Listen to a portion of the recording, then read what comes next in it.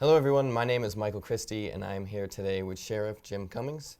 And we're talking about my film Paint the Eyes First, which is a film about a 19-year-old heroin addict that is homeless, and he's spending his first winter alone homeless, and he ends up breaking into a music conservatory and living there with a young janitor and his wife.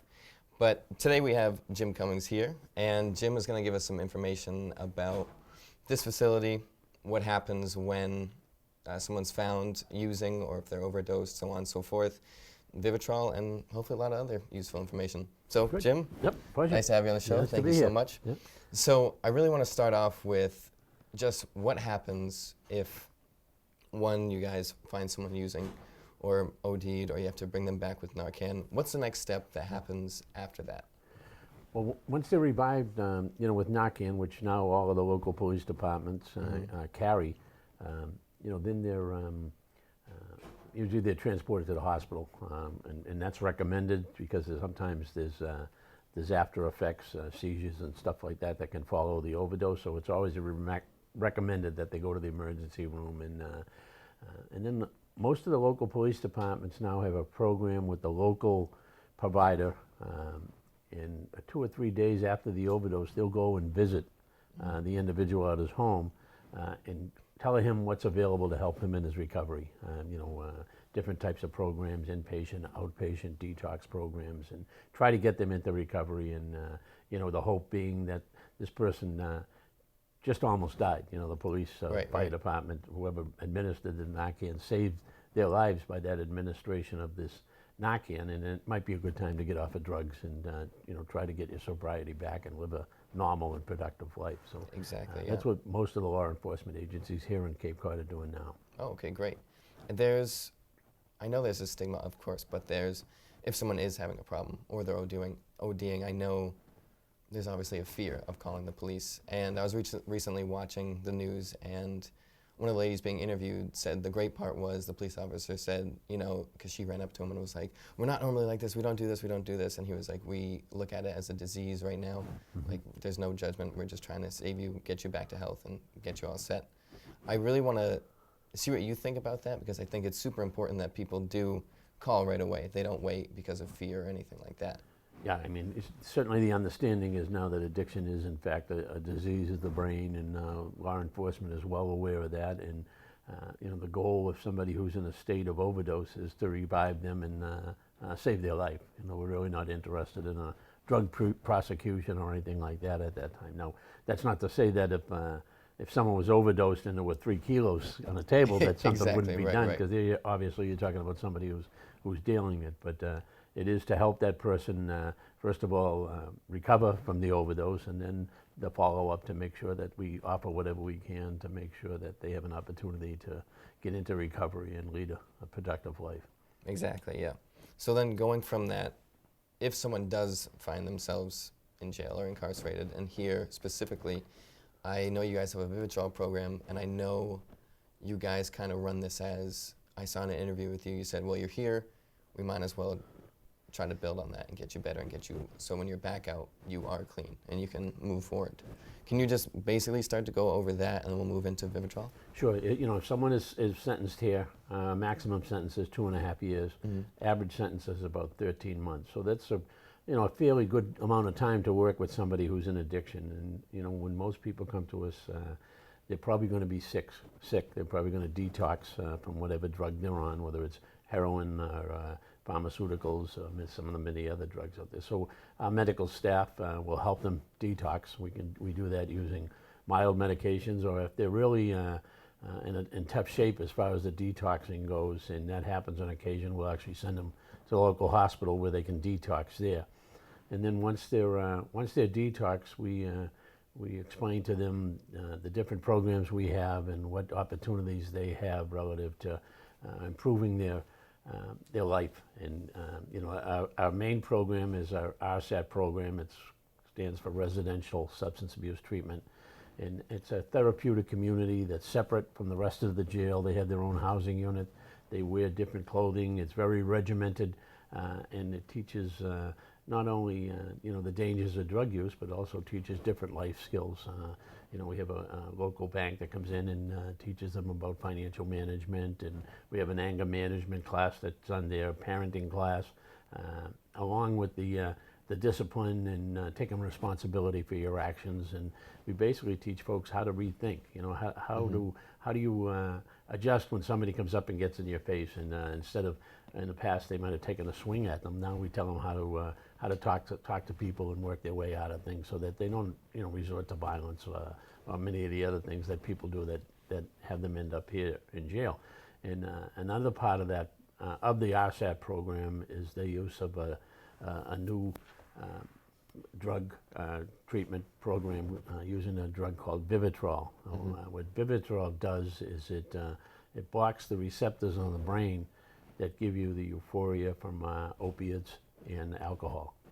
So if you take heroin or you drink a lot of vodka, you won't get high. You won't get high from it. You don't get those effects. You still get all the bad effects from it, but you won't get that euphoria. And it's an injection that lasts a month, which is a good thing, because it's it's a whole month with 30 days where people are going to be able to stay sober. And we're also told by the people who have used Vivitrol that it reduces the cravings, which I understand is a big problem for addicts. Their cravings come on. Believe it or not, if someone's serving a year here, they may become within 2 or 3 months of getting released, and they start dreaming about getting high again. I mean, that's how the drug takes over the brain. Yeah. So, and the other thing I liked on the law enforcement side of Vivitrol is a non-narcotic. It doesn't have any street value. It's not going to be something that's diverted or sold, out in the street, and there's no withdrawal from it. So if somebody stops taking it, they just stop taking it. They don't have to worry about getting sick or anything like that. And we're up close to 3,000 inmates now that we've injected with Vivitrol, and the results are very, very good. It's a drug that's working well for the people that we try to rehabilitate when they come here to the correctional facility. So I spoke to a mother and I interviewed her, and she said one of the things that she really liked about Vivitrol was, one, it's kind of a boost for those that are nervous about starting it, or they don't necessarily have the strongest willpower where they have to wake up, they have to take a pill every day. And she said, you get the shot, you're good. And she said it starts to get tough around the end of the month, but then the nice part is knowing that you'll get it the next month. And another part she said was that the alternative is a pill called Suboxone. Suboxone, yeah. Suboxone. And that does have street value, so you can use it to subdue the effects and then go right back. So one of the nice things about Vivitrol is that you'll be good for that month. You can get your head straight, you can get a plan going. And then going off of that, I know you do Vivitrol here. What's the program after, once the inmate's done or they're being re-entered? Sure. Well, what we try to do now is, we finally realized that if we take somebody and send them to jail for a year or 2 years and don't do anything for them, put them in a cell and just leave them there, we're going to see them again. So now our efforts have been directed towards reentry. And what reentry means is that the day someone gets here, we start preparing them to return to the community. And our hope is when they leave here, as long as they want it, some people, we can't force anybody to do anything, but as long as they want it, our hope is when they leave here that they have a job, and we'll help them get that. They have a place to live, and we can help them with that. They have health insurance, and they have the necessary counseling and aftercare that they need for their substance abuse or any other issues they might have, and that's why you need the insurance to pay for that. It's worked very well. We have a great response from our community partners, housing authorities, local providers for the healthcare side of it. So it's worked very well for us, and we think we're having a great effect on people not returning to jail. About 80% of the folks who have taken that Vivitrol shot have not come back here. We haven't seen them at all, and about 50% are still in recovery. So that's half, and that might not sound like a great number, but when you look at the statistics, the relapse rate for people with opiate addiction is about 85%. Wow. So when you look at it that way, it's a good program, and I think the Vivitrol is really giving these people the foundation they need. But I want to emphasize, you still need the counseling that goes along with it, and you know, the resources in the community to help you stay on the straight and narrow in order to beat that addiction. You know, we found initially with Vivitrol that after about 5 or 6 months, folks were finding that they felt pretty good, so they were stopping to take the Vivitrol. And we noticed that that group of people seemed to be relapsing a lot more than the people who have stayed on Vivitrol for a year. So now we're suggesting that folks stay on Vivitrol for a year, just because we're told by the experts it takes about a year for the brain to reprogram itself and get away from that addiction period that they've been through. So, and we're seeing good results with that as well. That's great. So, because I know this facility is one of the top in the country. I've seen so many things on TV spots about you guys with you speaking about it. And you have excellent programs for reentry. You have excellent programs here. And it's really just all about you supply them with all this. But like you said, they still need to have that will to go forward and move forward. Oh, absolutely. I mean, I give great credit to anybody who has, you know, gone through recovery and remains in recovery, working and being productive citizens, paying taxes. I mean, that's what our goal is here, to put these people back into the community and let them lead productive lives. You know, just because a lot of them, you know, as we heard in the past, a lot of them, you know, received an injury of some sort and got put on some type of opiate, you know, pharmaceutical, and that's what was the kind of the beginning of their addiction. So we want to help them get over that, and we do everything we can to do that here. Exactly. And going into that, I'd like to talk about, right now we're in a bit of an epidemic. How do you think it started to grow like that? Because right now you hear about it all the time, and it's everywhere. The news is basically saying everything they can find on it. How do you think it started, or it grew, or just anything from there? Well, you know, I think what happened is the pharmaceutical companies did a great job in developing and manufacturing all of these drugs that would reduce pain. And our medical folks were trained, you know, for patient care and relieve pain. You know, I know if you go into an emergency room, they usually have a little smiley face chart on the wall and ask you how much pain you were in.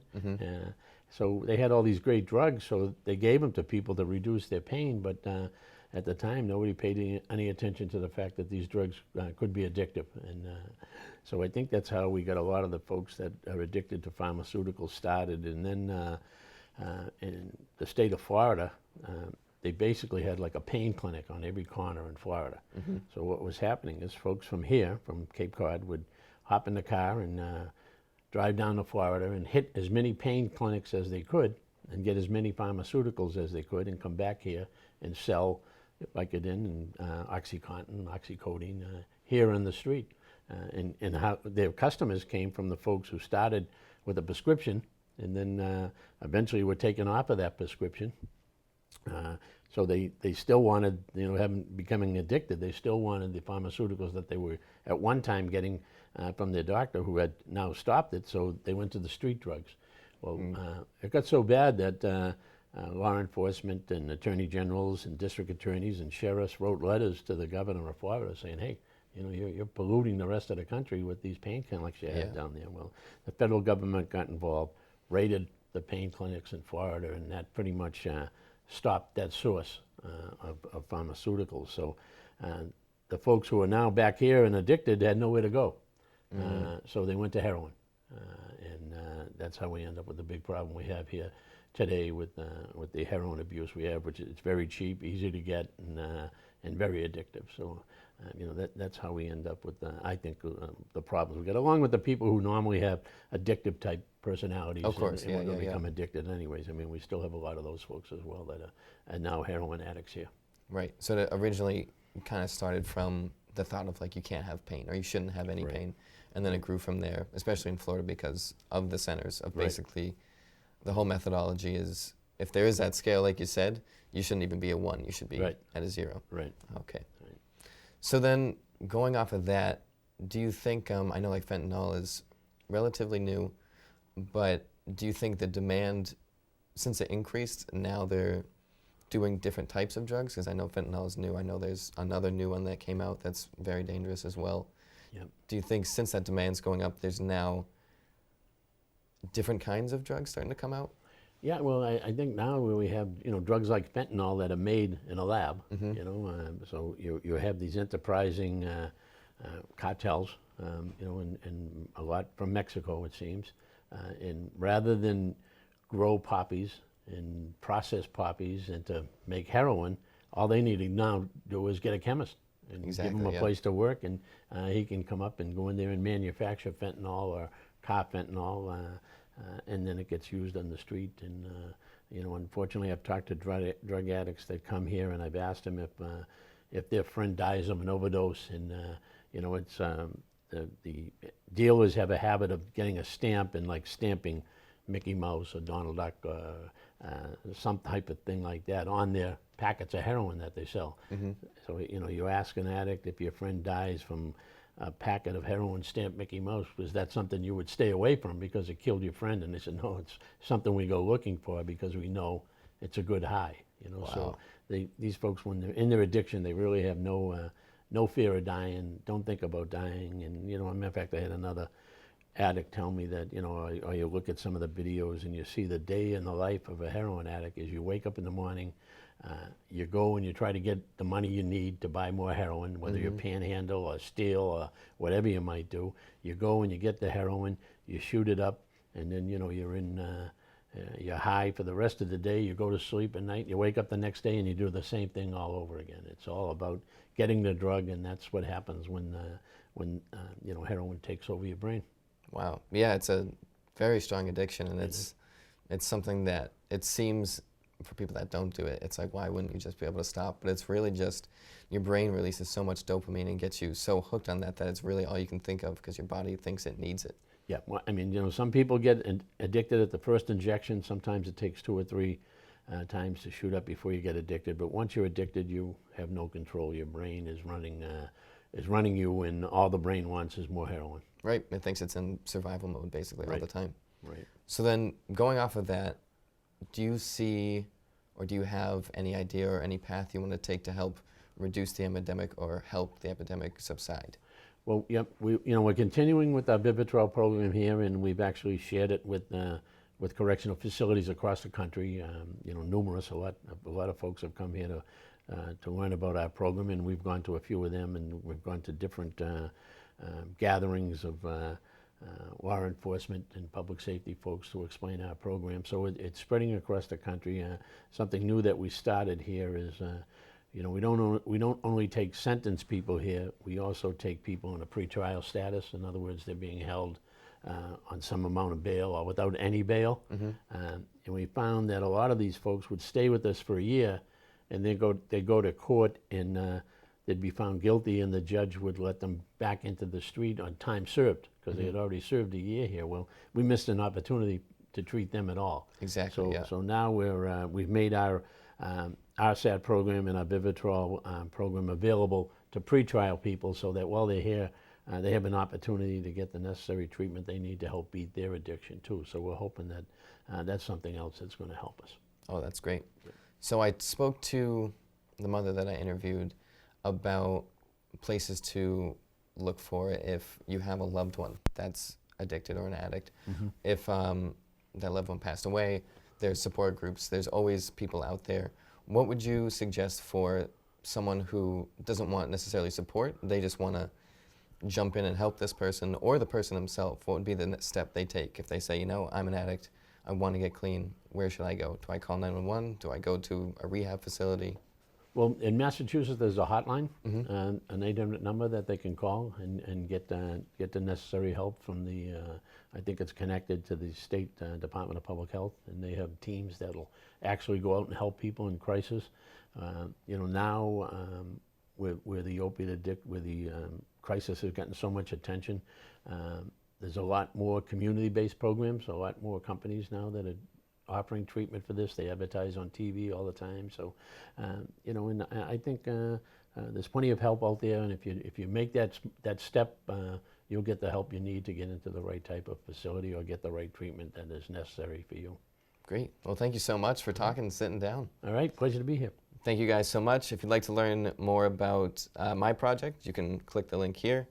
If you'd like to learn any more information about your facilities, is there a website you'd like us to go to? Yep, we're at bsheriff.net, and that'll go to programs. That'll show you everything we're doing. Great, awesome. Thank you so much.